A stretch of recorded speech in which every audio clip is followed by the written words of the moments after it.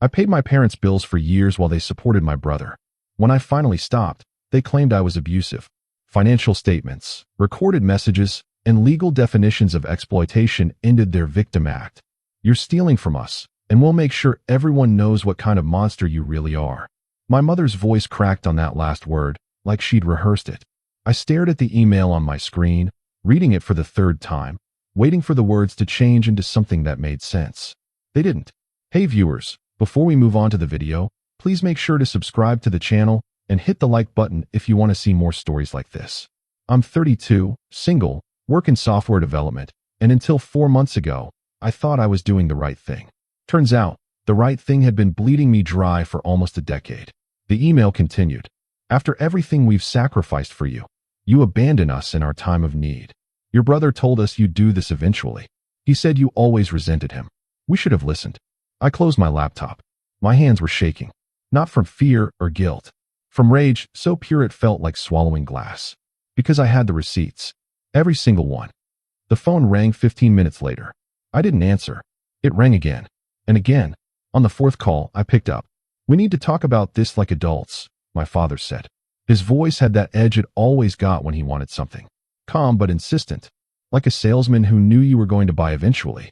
I'm listening, I said. Your mother is devastated. You know she has anxiety. This kind of stress could put her in the hospital. I'd heard variations of this line for years. The anxiety card. The health card. The you're going to regret this when we're gone card. Dad, I sent you both a detailed explanation 3 weeks ago. I told you exactly why I couldn't continue the arrangement. Arrangement? His voice rose. Is that what you call helping your parents? An arrangement? I call paying $1,200 a month toward your mortgage while you give my brother money for his third failed business venture an arrangement. Yes. Silence. Then, we don't give him money. We invest in his future. You gave him $42,000 last year alone. How do you know that? He told me. Bragged about it, actually. Said you finally understood his vision. More silence. We're not having this conversation over the phone, my father said finally. Then we're not having it at all. I hung up. The phone rang again immediately. I turned it off. I need to back up. Not far. Just to the beginning of the end. 4 months ago, I was sitting in my brother's new apartment. He'd called me, said he wanted to show me his new place, wanted to reconnect after months of barely speaking. I should have known better. The apartment was in a building I couldn't afford. Floor-to-ceiling windows. Granite countertops. The kind of kitchen that belongs in a magazine. Nice place, I said, meaning it. Thanks, man. Finally feels like I'm getting somewhere, you know? He opened his fridge. It was fully stocked. Craft beer. Organic everything. The good stuff. Business must be going well, I said. He handed me a beer and grinned. Not exactly. I had to shut down the consulting thing. Turns out, people don't want to pay for expertise they think they already have. Sorry to hear that. Don't be. I'm pivoting. Got a new idea. Blockchain-based solution for local businesses. Mom and Dad are backing me. I took a long drink. How much? 50 grand to start. More if we need it for expansion. I nearly choked. $50,000? Yeah. They finally get it. They see the potential. He was 30 years old. This was his 4th business idea in 5 years. None of the others had made it past 18 months. That's a lot of money, I managed. They believe in me. Unlike some people. There it was. The edge. The implication that I was the bad guy for not throwing money at his dreams. I'm happy for you. I lied. Are you though? Because Mom said you've been weird lately about the money you send them. My jaw tightened. Weird how? Like you're keeping track. Like it's a loan or something. It's not a loan. It's help with their mortgage and utilities. Has been for 8 years. Right? And you're a saint. We get it. I set the beer down. What's that supposed to mean? It means you lord it over everyone. Oh, look at me. I help Mom and Dad. Meanwhile, I'm out here actually trying to build something. With their money. With their investment. There's a difference. I left 10 minutes later. Didn't finish the beer. Drove home with my knuckles white on the steering wheel. That night, I did something I'd never done before. I opened a spreadsheet. Started entering numbers. Every payment I'd made to my parents over the past 8 years. Mortgage payments. Electric bills. Water bills. Emergency car repairs. New appliances when the old ones broke. Medical copays. Prescription costs. The numbers climbed. And climbed. And climbed. By midnight, I was staring at a total of $96,400. $96,000. In 8 years. I sat back. Did the math in my head. If I'd invested that money conservatively, I'd have over $120,000 right now. If I'd put it toward my own mortgage, I'd own my condo outright. If I'd done literally anything else with it, I'd be in a different position. But I'd been a good son. I'd helped. And my brother, who'd contributed nothing, was getting $50,000 to chase another fantasy while living in an apartment I couldn't afford. I opened my email, started typing. The email I sent was calm, professional. I laid out the facts, explained that I'd been happy to help when they needed it, but that the situation had changed. They were giving substantial financial support to my brother, which was their right, but it meant they had resources I hadn't known about. It meant they didn't need my help the way I'd believed they did. I was giving them 3 months' notice. I'd continue the payments until the end of the quarter. After that, they'd need to make other arrangements. I attached the spreadsheet. Hit send. Felt nothing. My mother called the next morning. How could you put a price on family? No hello. No greeting. Straight to the guilt. I didn't, I said. I just made sure I knew what I was spending. That's disgusting. We never asked you to keep track. You never asked me for $96,000 either. But here we are. We didn't take that from you. You gave it freely. I gave it because you said you needed it. You said you were struggling. We are struggling. Mom, you just gave my brother $50,000. That's different. How? He's building a future. You already have a career. You're stable. He needs support. And I needed to save for my own future. Maybe buy a house. Maybe start a family someday. Oh, please. You're not even dating anyone. The words hit like a slap. What does that have to do with anything? It means you have disposable income. You don't have responsibilities. We do. We have your brother to think about. Something cold settled in my chest. You realize what you just said, right? What? That I don't matter. That my future doesn't matter. That the only reason you think I should help you is because I'm alone. That's not what I meant. That's exactly what you meant. I hung up. She called back. I didn't answer. The next 3 months were tense. I made the payments like I'd promised. Transferred the money on the 1st of each month. May, June, July. Each time, I got a text. Receive. Nothing else. No thank you. No acknowledgement. Just confirmation that they'd taken what they believed they were owed. My brother called once. You're really doing this? Yeah. You know they're freaking out, right? They'll figure it out. They're not as well off as you think. Dad's retirement isn't great. Mom's medications are expensive. Then maybe they shouldn't be giving you $50,000. Silence. That's their choice to make, he said finally. And this is mine. You're being petty. I'm being realistic. You're being an asshole. Maybe. But I'm an asshole with an extra $1,200 a month. He hung up. August 1st came. I didn't make the payment. My father called that afternoon. There's been a mistake. The money didn't come through. It's not a mistake. Long pause. Son, we talked about this. We did. I gave you 3 months' notice. It's been 3 months. We thought you'd reconsider. Why would I reconsider? Because we're family. Because you don't turn your back on family. I'm not turning my back. I'm just not paying your bills anymore while you fund my brother's lifestyle. His business. His 4th business. Which will fail like the others. You don't know that. I know the odds. I know he's never made it work before. I know you're throwing money at something that won't give you a return. That's our money to throw. Exactly. So throw it at your mortgage instead. Click. He hung up this time. The emails started that week. From my mother. Long, rambling messages about sacrifice and family values and how they'd given me everything. I didn't respond. From my father. Shorter, more pointed. Questions about my priorities. My character. My sense of duty. I didn't respond to those either. From my brother. Those were different. You're hurting them to hurt me. This is about jealousy.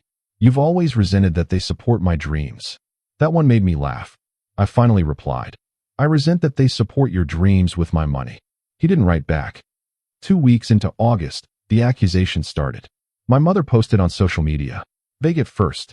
Sometimes the people you sacrifice everything for are the first ones to abandon you. Then more specific. When your own child turns their back on you in your time of need, you realize you raised a stranger. My phone blew up. Cousins, aunts, uncles, family friends, all asking what was going on, all telling me I needed to make things right. I didn't engage, didn't explain, didn't defend myself, just let them think what they wanted. Then came the nuclear option, an email from my mother with the subject line, financial abuse. I opened it, felt my blood pressure spike. She'd written a detailed account of how I'd controlled them with money, how I'd made them dependent on my support only to rip it away when they didn't comply with my wishes.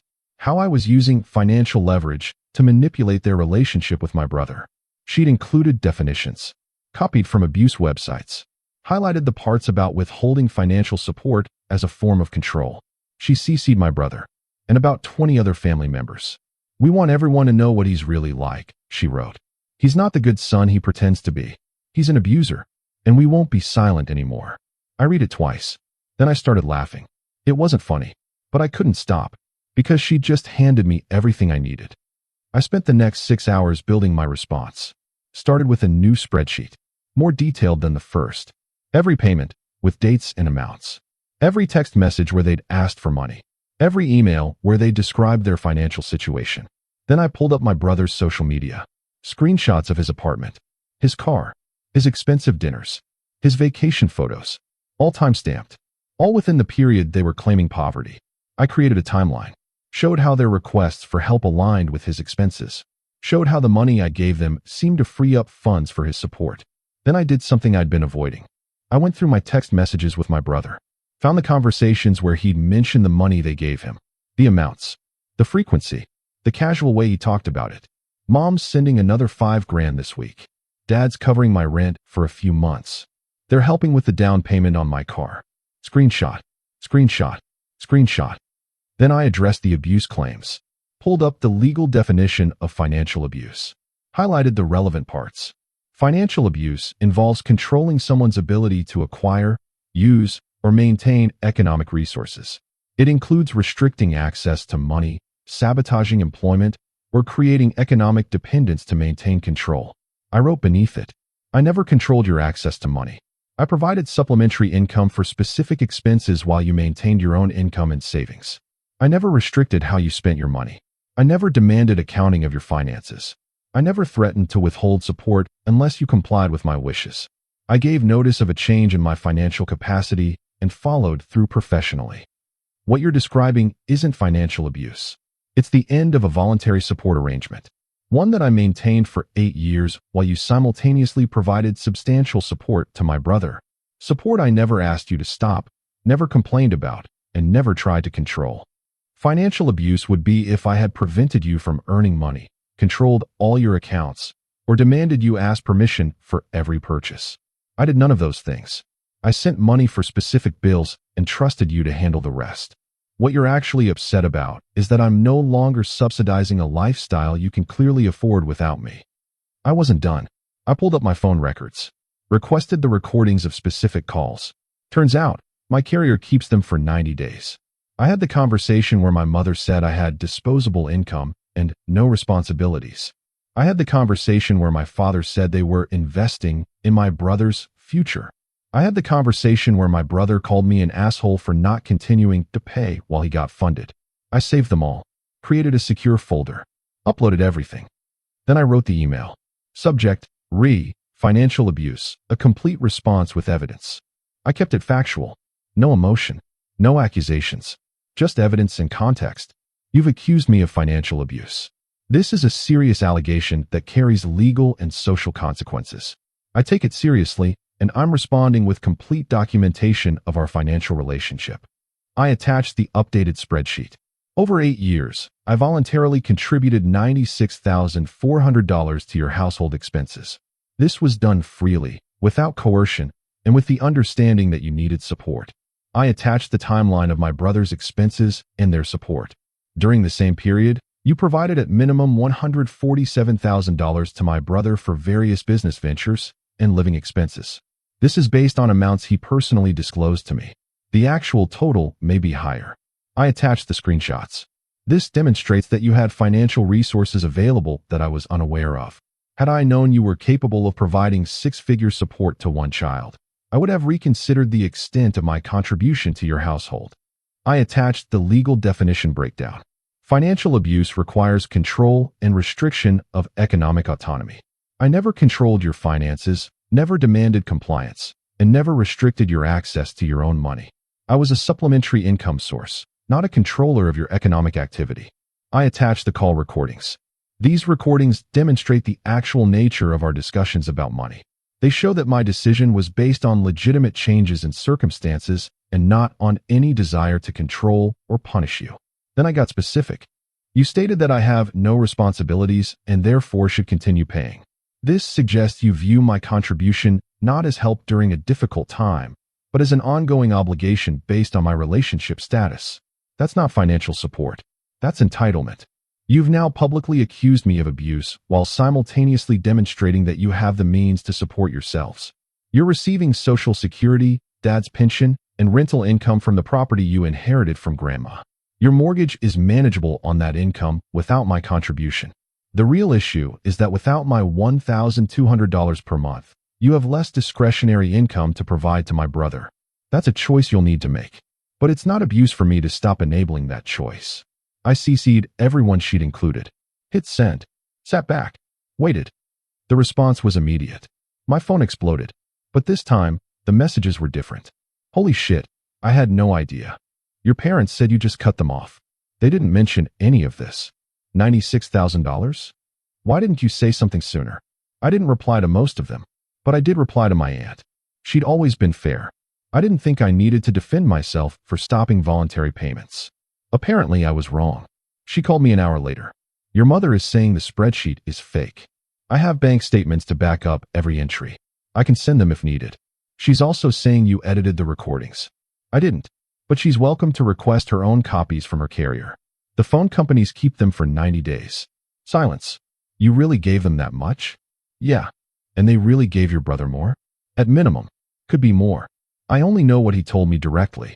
Jesus. Yeah. For what it's worth, I think you did the right thing, both in helping them and in stopping. Thanks. But this is going to get ugly. It already is. She was right. My mother doubled down, posted a long explanation on social media about how spreadsheets don't tell the whole story, how I was weaponizing data to make them look bad, how they'd given me everything as a child, and this was how I repaid them. Some people bought it. Most didn't, because I'd included too much context, too much evidence, too many direct quotes. My brother went silent, deleted his social media posts about his lifestyle, made his accounts private. Smart move. Too late, but smart. My father called 2 weeks later. We need to talk. I'm listening. Not on the phone. In person. Why? Because this has gotten out of hand. We need to settle this like a family. You accused me of abuse and sent it to 20 people. I responded with facts. What's left to settle? Your mother is hurt. Your mother accused me of a crime. I'm hurt too. She didn't mean it like that. She used the word abuse. She cited legal definitions. She meant it exactly like that. Long pause. What do you want? He asked. An apology would be nice. For what? For the accusation. For the public smearing. For calling me an abuser when all I did was stop paying your bills. We apologize for how we said it. But you did hurt us. Not good enough. What else do you want? I want you to acknowledge that I helped you substantially, that you weren't as desperate as you claimed, and that my decision to stop was reasonable given the circumstances. Silence. We can't do that, he said finally. Why not? Because it makes us look bad. At least he was honest. Then we're done talking. Don't be like this. I'm not being like anything. I'm being clear. You want reconciliation without accountability. That's not how it works. You're being unreasonable. I'm being honest. Maybe you're not used to that for me. I hung up. 3 days later, my brother showed up at my apartment. I saw him through the peephole. Debated not answering. Answered anyway. We need to talk, he said. Seems to be the theme lately. Can I come in? I stepped aside. Let him in. Didn't offer him anything. He stood in my living room, looking uncomfortable. Mom and Dad are a mess, he said. That's unfortunate. You destroyed them with that email. I defended myself with facts. You humiliated them. They humiliated me first. They just did it with lies. He ran his hand through his hair. Look, I get it. You're mad. You think they played favorites. Maybe they did. But you didn't have to nuke the whole family. I didn't nuke anything. I told the truth. Your truth. No. The truth. With documentation. He sighed. What do you want? You want me to give the money back? Can you? No. Then it doesn't matter. I'm trying to make things right. By doing what? Acknowledging that you've been the golden child while I've been the ATM. He flinched. That's not fair. Which part? I never asked you to pay their bills. No, you just benefited from it. Every dollar I sent them was a dollar they could send to you. That's not how it worked. That's exactly how it worked. And you know it. He sat down without being invited. Looked at the floor. I didn't know how much you were sending. Bullshit. I didn't. I knew you helped them. I didn't know it was $1,200 a month for 8 years. Would it have mattered? He looked up. Honestly, yeah. Probably not. I was focused on my own stuff. I didn't think about where their money was coming from. At least he was being honest. So what now? I asked. I don't know. Mom wants you to apologize. I laughed. For what? For the email? For making them look bad. Not happening. She's not going to let this go. Neither am I. We sat in silence for a minute. You're really done with them? He asked. Unless they apologize for calling me an abuser and acknowledge that they weren't honest about their financial situation, yeah, I'm done. That's harsh. What's harsh is accusing your son of abuse for stopping voluntary payments. What's harsh is taking $96,000 from one kid while giving $147,000 to the other and acting like they're both equal. Life isn't equal. No, but it should be honest. He stood up. I'll tell them you're not apologizing. You do that. He walked to the door, paused. For what it's worth, I'm sorry. For what? For not paying attention. For not seeing how much you were doing. For being a dick about it when you stopped. It wasn't much, but it was something. Thanks, I said.